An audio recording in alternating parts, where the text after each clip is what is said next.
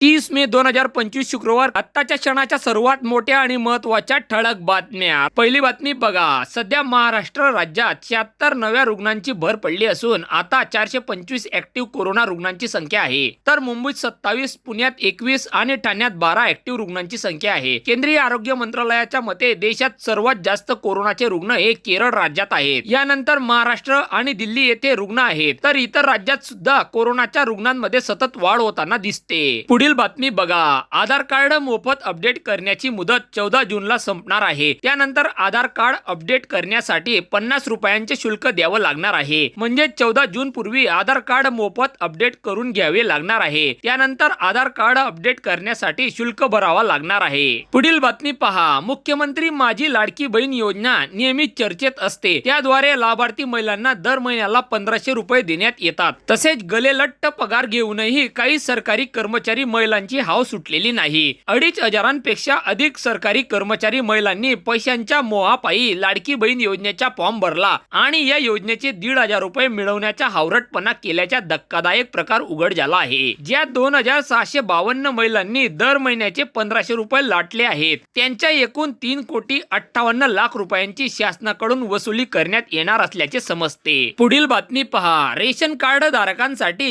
एक अतिशय महत्त्वाची आणि अगदीच कामाची बातमी समोर आली आहे। मिळालेल्या माहितीनुसार राज्यातील रेशन कार्ड धारकांना जून महिन्यात पुढील 3 महिन्यांचे रेशन दिले जाणार आहे। म्हणजे पुढील जून महिन्यात जून, जुलै आणि ऑगस्ट या 3 महिन्यांचे रेशन मिळणार आहे। महाराष्ट्र राज्य शासनाने आगामी पावसाळ्याच्या पार्श्वभूमीवर आणि संभाव्य महापुराच्या पार्श्वभूमीवर नागरिकांच्या अन्नधान्य सुरक्षेचा विचार करून महत्त्वाचा निर्णय घेतला आहे।